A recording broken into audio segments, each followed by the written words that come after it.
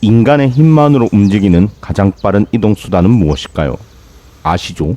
바로 자전거입니다. 그렇다면 세상에 존재하는 자전거 중에서 가장 빠른 속력으로 달릴 수 있는 자전거는 무슨 자전거일까요? 그것은 바로 벨로모빌입니다. 놀랍게도 자전거가 맞습니다. 벨로모빌은 한눈에 딱 하고 봐도 일반적인 자전거와는 조금은 아니고 많이 다르게 생겼습니다. 그냥 보기엔 자동차처럼 생겼지만 다시 한번 놀랍게도 자전거가 맞습니다. 차체 안에 있는 페달을 인간이 인간의 힘으로 굴려야만 앞으로 가기 때문입니다.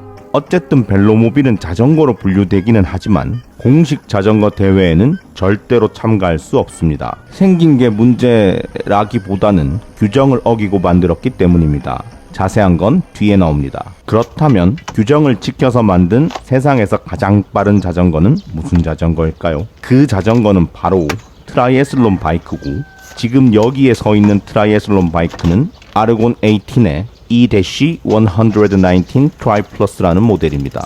사실 트라이애슬론 바이크 역시 벨로모빌처럼 규정을 어기고 만들어진 자전거지만 또 한편으로는 규정을 지켜서 만든 자전거이기도 합니다. 트라이애슬론 바이크는 UCI, 그러니까 국제사이클 연맹의 규정에는 맞지 않는 자전거입니다. 그렇기 때문에 세계에서 가장 큰 자전거 대회인 뚜르 드 프랑스, 지로 디탈리아, 부엘타 에스파냐와 같은 그랜드 투어에는 이 트라이애슬론 바이크로는 출전할 수 없습니다. 그렇지만 ITU, 그러니까 국제 트라이애슬론 연맹의 규정에는 딱 맞게 만들어진 자전거고, 그렇기 때문에 당연히 국제 트라이애슬론 대회에는 이 자전거를 타고 출전할 수 있습니다. 아무튼 트라이애슬론 바이크는 사람들이 흔히들 말하는 철인들이 타고 달리는 자전거라는 말입니다. 트라이애슬론은 대표적인 유산소 운동인 수영, 사이클, 달리기를 연달아서 하는 철인 3종 경기다. 그렇다면 트라이애슬론 바이크가 하고 많고 많은 자전거 중에서 가장 빠르다고 하는 이유는 무엇일까요? 그 이유는 빠른 속도를 오랜 시간 동안 유지하면서 달릴 수 있게 만들었기 때문입니다. 빠른 속도를 오랜 시간 동안 유지하면서 달릴 수 있다는 것은 같은 거리를 가장 빠르게 달릴 수 있다는 말이고, 당연히 평균 속도도 가장 높다는 말입니다. 그렇다면 트라이애슬론 바이크가 왜 속력이 빠른지, 또 그 빠른 속력을 어떻게 유지하는지를 아르곤 18 E-119 트라이플러스를 통해서 알아보겠습니다. 먼저 트라이애슬론 바이크가 빠른 속력을 낼 수 있는 이유는 에어로다이나믹 성능이 그 어떤 자전거보다도 극대화되었기 때문입니다. 자전거가 에어로해지면 빨라지냐고요? 자전거가 나아가는데 방해가 되는 요소들, 그러니까 자전거의 속력을 느리게 하는 요소들에는 자전거의 무게, 프레임의 지오메트리, 공기 저항, 프레임의 소재, 구름 저항 등등 여러 가지가 있습니다. 이런 많은 방해 요소들 중에서 단연 압도적으로 영향을 미치는 요소가 공기 저항이고, 그 공기 저항이 차지하는 비중은 무려 70%가 넘습니다. 그렇기 때문에 이 공기 저항을 얼마나 잘 극복하는지에 따라서 자전거가 더 빨라질 수 있다는 말입니다. 발사!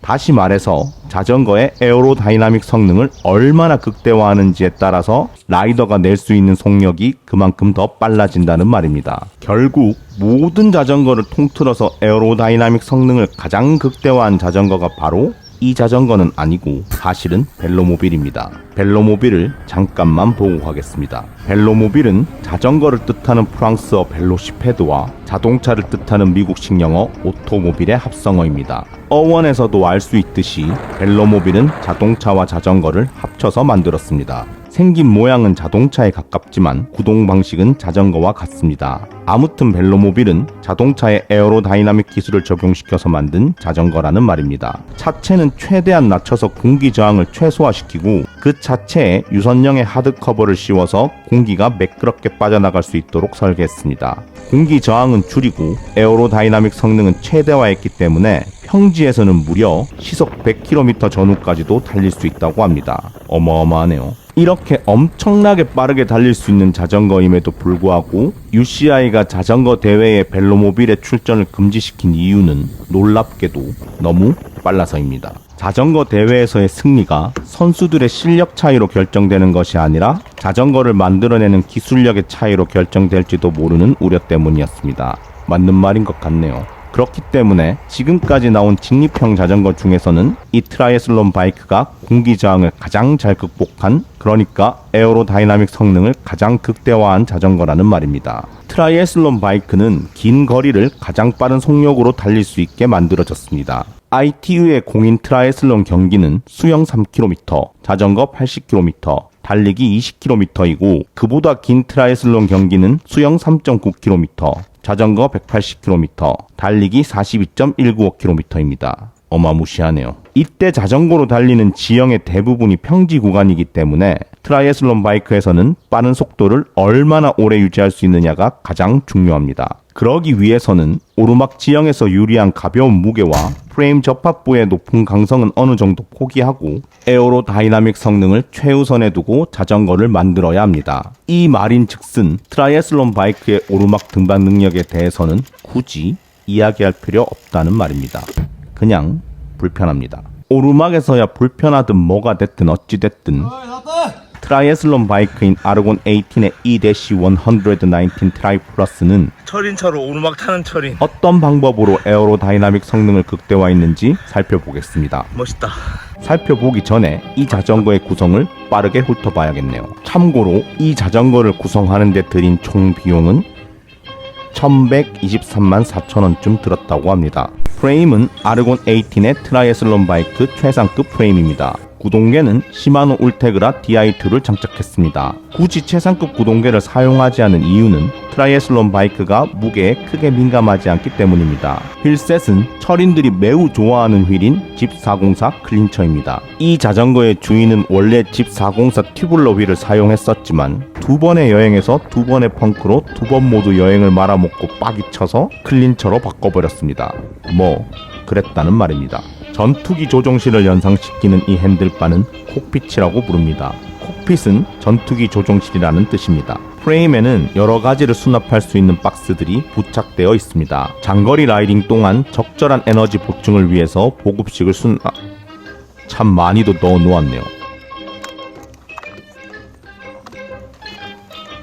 군용 반합처럼 생긴 이곳에도 여러가지 용품들을 라이더의 입맛에 맞게 수납할 수 있습니다. 김밥 5줄은 충분히 들어가고도 남을 공간이지만 군용 반합처럼 라면을 끓여 먹어서는 안됩니다. 플라스틱입니다. 아르곤 18의 E-119 트라이 플러스가 에어로다이나믹 성능을 극대화한 방법 중에 가장 눈에 띄는 것은 바로 이 우락부락한 프레임입니다. 그냥 한눈에 딱 보기만 봐도 이 프레임이 얼마나 에어로다이나믹한지 느껴질 정도입니다. 일반 자전거의 다운 튜브와 시트 튜브와는 다르게 튜브의 모습을 앞에서 봤을 때는 얇고 튜브의 모습을 옆에서 봤을 때는 넓습니다. 앞에서 봤을 때 얇은 모습을 하고 있는 튜브는 앞에서 불어오는 바람의 저항을 잘 가를 수 있도록 설계한 것이고 옆에서 봤을 때 굵은 모습을 하고 있는 튜브는 자전거의 속력이 잘 유지될 수 있도록 설계한 것입니다. 프레임의 이런 공기역학적 설계뿐만 아니라 에어로다이나믹한 용품까지 프레임에 부착하면서 더 에어로다이나믹해집니다. 아르곤 18의 E-119 트라이 플러스에서 가장 눈에 띄는 에어로 용품은 바로 브레이크 차폐막입니다. 브레이크를 BB쉘 아래에 장착하는 TT 바이크와는 다르게 일반 로드바이크처럼 시트 스테이에 브레이크를 위치시키고 브레이크 위에 차폐막을 덮어줌으로써 에어로다이나믹 성능을 극대화시켰습니다. 바람에 노출되는 부위인 브레이크와 브레이크 케이블을 이 차폐막이 매끈하게 만들어주기 때문입니다.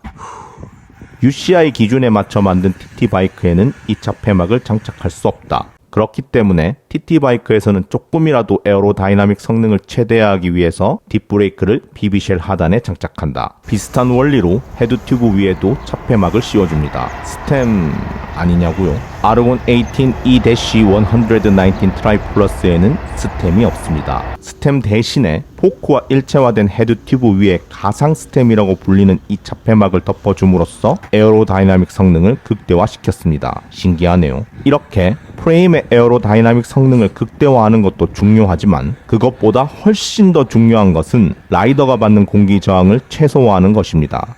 프레임이 받는 공기 저항보다 라이더가 받는 공기 저항이 압도적으로 크기 때문입니다. 라이더가 받는 공기 저항을 최소화하기 위해서는 프레임의 BB쉘의 중심을 낮추고 헤드 튜브의 길이를 짧게 만듦으로써 라이더가 공격적인 자세를 취할 수 있도록 해주는 동시에 라이더가 에어로다이나믹 자세를 오랜 시간 동안 편하게 유지할 수 있게 해줘야 합니다. 라이더의 에어로다이나믹 자세는 공기 저항을 최소화하는 최고의 방법이다. 로드바이크의 경우에는 필요한 순간에만 드롭바를 잡고 에어로 자세를 취하면서 달릴 수 있지만 트라이애슬론 바이크의 경우에는 에어로 자세를 취한 상태로 계속 쭉 달릴 수 있도록 설계하고 제작합니다. 다시 말해서 빠른 속력을 낼 수 있는 가장 공격적인 자세로 계속 쭉 달릴 수 있다는 말이고, 이것이 바로 트라이애슬론 바이크가 빠른 속도를 오랜 시간 동안 유지하면서 달릴 수 있는 이유입니다. 그렇다면 어떻게 이 불편한 에어로 자세를 오랜 시간 동안 유지하면서 달릴 수 있을까요? 편안한 에어로다이나믹 자세를 가능하게 해주는 것이 바로 아르곤이 만들어낸 이 콕핏입니다. 철인들이 자전거를 타고 80km 혹은 180km의 긴 거리를 긴 시간 동안 달리면서도 편안하다고 느낄 수 있으려면 라이더가 원하는 최적의 자세를 찾는 것이 가장 중요합니다. 이 콕핏은 높이, 길이, 경사, 꺾임 등을 원하는 대로 맞출 수 있기 때문에 라이더가 원하는 대로 유연하게 설정할 수 있습니다. 그만큼 피팅의 확장성이 크다는 말입니다. 평지 구간에서 트라이애슬론 바이크인 아르곤 18 E-119 트라이 플러스가 라이더가 낼 수 있는 가장 빠른 속력으로 가장 오랜 시간 동안 달릴 수 있는 이유는 프레임의 에어로다이나믹한 설계, 차폐막을 이용한 에어로다이나믹 성능의 극대화, 에어로다이나믹 자세를 극대화할 수 있는 공격적인 지오메트리, 불편한 자세를 오랜 시간 동안 유지할 수 있도록 해주는 콕핏의 확장성이 어우러졌기 때문입니다. 아무튼 이 자전거가 가장 빠른 거 맞냐고요? 누가 타느냐에 따라 그 빠르기는 달라지겠지만 누가 타든 간에 자신이 낼 수 있는 가장 빠른 속도를 가장 오랜 시간 동안 유지할 수 있을 겁니다. 물론 평지에서만 말입니다. 지금까지 뭘 타든 어디에서 타든 느리게 갈 수밖에 없는 91,000g의 몸뚱아리를 가진 각시탈이었습니다. 굿 바이바이.